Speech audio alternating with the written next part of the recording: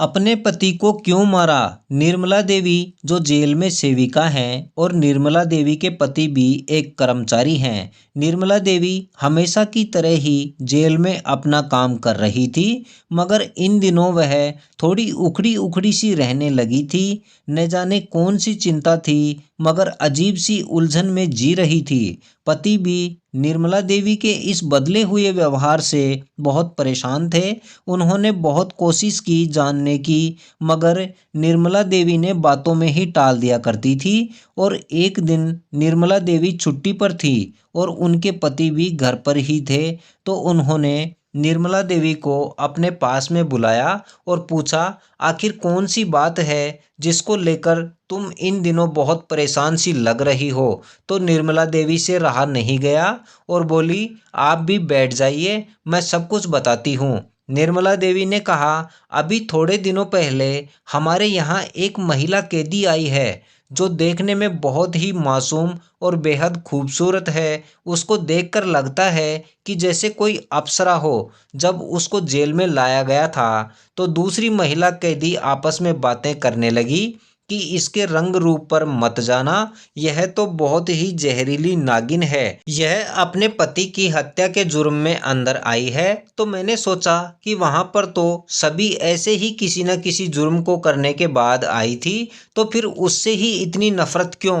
बस यही प्रश्न मेरे दिमाग में घर कर गया। उसी वक्त पीछे से एक महिला कैदी बोली, अपने पति को चाय में जहर देकर मारा है इसने। उससे पहले इसने अपने बच्चों को भी मारने की कोशिश की थी। और यदि पति शराब पीकर मारपीट करता है तो क्या उसे जहर देकर हत्या कर देगी? बहुत से मर्द अपनी बीवी को मारते पीटते हैं, तो क्या सभी औरतें अपने पति को ही मार देंगी? तो निर्मला देवी ने उसके बारे में अच्छे से जानना चाहा और मैंने देखा कि उसका चेहरा बहुत ही मासूम सा था। जरूर कोई ना कोई गलतफहमी रही होगी जिसकी वजह से उस मासूम ने ऐसा कदम उठाया होगा। उसको देखकर ऐसा लग रहा था मानो किसी ने बालिका वधू को जेल में साड़ी लपेट दी हो। मैंने उसको और करीब से जानने की कोशिश की और मैं उसके पास गई तो पहले तो वह मुझे देखकर थोड़ा असहज लगने लगी। तो मैंने उससे कहा, डरो मत, बैठ जाओ। तो वह मेरे पास बैठ गई और मेरी तरफ बड़ी ही गौर से देखने लगी। तो मुझे लगने लगा कि वह मुझे कुछ बताना चाहती है। तो मैंने उसको कहा, कहो क्या कहना चाहती हो? तो वह बोली, क्या हत्यारिन औरतों के बच्चों को यहाँ पढ़ने का मौका मिलता है? तो मैंने कहा, क्यों, तुम ऐसा क्यों पूछ रही हो? तो उसने कहा, मैं गर्भवती हूँ और यहाँ पर बच्चे का जन्म होने पर उसके भविष्य का क्या होगा, यही सोचकर पूछ रही हूँ। तो निर्मला देवी चौंक गई और कहा, तुमने तो अपने बच्चों को मारने की कोशिश की थी, फिर अपने बच्चों के भविष्य से तुम्हें क्या लेना देना? तो उसने मुझे सपाट स्वर में कहा, भला कोई भी माँ अपने बच्चों को क्यों मारेगी? बस तुम लोगों ने मेरे बच्चों की पीड़ा नहीं देखी। मैंने अपनी आंखों से अपने बच्चों की पीड़ा को देखा है और इसी वजह से मैं अपने पति की हत्या कर पाई। और यह बोलते हुए उसको जरा भी संकोच या अफसोस नहीं हुआ। तो मैंने पूछा कि ऐसा क्या कर दिया था तुम्हारे पति ने? तो वह बोली, मैंने मेरी बेटी की पीठ देखी है जो एकदम गोरी थी, जिसको मेरे पति ने सिगरेट से दाग दाग कर नीली कर दिया था। उसकी पीठ पर अपनी सिगरेट के इतने निशान कर दिए थे, तुम गिन भी नहीं पाओगी। और वह कमीना मेरी आंखों के सामने मेरी बेटी की पीठ को सिगरेट से रोज दागता था और मेरी बेटी से कहता था, मैं तो इतना सुंदर नहीं हूँ, तू इतनी सुंदर कहाँ से आई? जरूर इस तेरी माँ ने ही कहीं ना कहीं और ही गुल खिलाए हैं। तेरी माँ न जाने कहाँ कहाँ नाक कटाकर आई है। कहाँ से आई हैं तेरी यह सुंदर आंखें?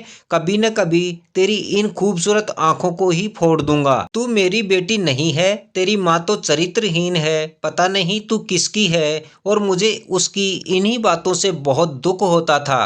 कभी मेरे बेटे को मारता पीटता था, सर्दी में उस छोटे बच्चे के कपड़े निकलवा कर कमरे से बाहर खड़ा कर देता था। बच्चा ठंड से कपकपाता रहता था और बीच में अगर मैं बोलती तो मुझे भी मारता पीटता, खाना नहीं खाने देता था और सभी के सामने मुझे बदचलन कहता था और कुछ भी नहीं कर पाती थी, बस सहन करती रहती। मगर मैं सोचती थी कि माता पिता तो बच्चों के भविष्य के बारे में सोचते हैं और मेरे बच्चों के भविष्य का क्या होगा, बच्चों के नसीब में यह दुख आखिर कब तक रहेगा। मगर अब मैं खुश हूँ क्योंकि मेरे बच्चों को अब कोई भी खतरा नहीं है, वह अपने ननिहाल में नानी के पास सुरक्षित रहेंगे। तो निर्मला देवी ने कहा, और तुम? तो वह बोली, मेरा क्या है, मैं तो अपना जीवन कैसे भी करके काट लूंगी। वैसे भी मैं आज से पहले भी तो एक जिंदा लाश ही थी। तो निर्मला देवी ने कहा, पर तुम्हें अपने पति के साथ ऐसा नहीं करना चाहिए था, तुमने ऐसा गलत कदम क्यों उठाया? तो उसने थोड़ा सा रुक कर कहा, मैंने उसे मारने की पहल नहीं की थी, मैं तो बस अपनी बेटी को उसके अत्याचारों से बचाना चाह रही थी। और वैसे भी बहन जी, मैंने उसको नहीं मारा है, पल पल जलते हुए एक आदमी को मुक्ति दी है। वह तो शराब पी पी कर रोज थोड़ा थोड़ा मर रहा था और मैंने तो उसे एक ही दिन में मुक्ति दे दी है। हत्यारिन मैं नहीं, हत्यारा तो वह था। उसने सबसे पहले तो मेरे अरमानों का गला घोंटा। हर औरत के पति को लेकर बहुत अरमान होते हैं, मैं हत्यारिन नहीं हूँ, हत्यारा तो वह था। इतना सुनकर के निर्मला देवी ने गहरे अफसोस के साथ मन में सोचा कि सच ही तो कह रही है, यहाँ जो रोज रोज मार रहा था वह उसकी निगाहों में हत्यारा ही था और इसने तो अपने बच्चों का जीवन बचाने की ही तो कोशिश की थी। यह बात बताकर निर्मला देवी ने अपने पति से पूछा, अब आप ही बताओ, इंसानियत के नाते वह कहाँ और कितनी गलत है? तो पति ने एक गहरी लंबी सांस लेते हुए कहा, देखो समाज में आज भी ऐसी बहुत सी चीजें हैं जिनमें सुधार की बहुत ही आवश्यकता है, मगर गुनाह तो उसने किया है और यह बात तो बिल्कुल सच है और उस गुनाह की सजा भी उसे जरूर मिलेगी। और रही बात उसके पति की, तो वह बहुत ही गलत इंसान था क्योंकि किसी को भी हक नहीं है कि रोज रोज किसी को प्रताड़ित करे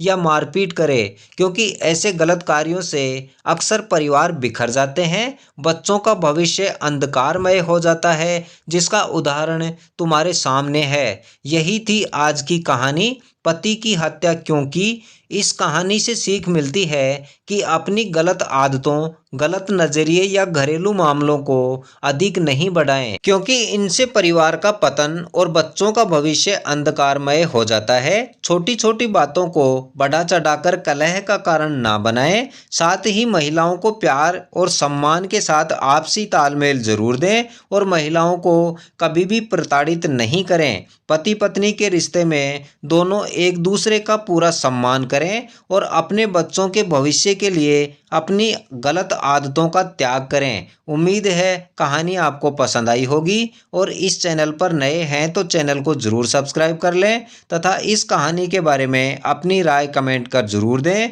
और कहानी में अंत तक हमारे साथ बने रहने के लिए आप सभी का बहुत बहुत धन्यवाद।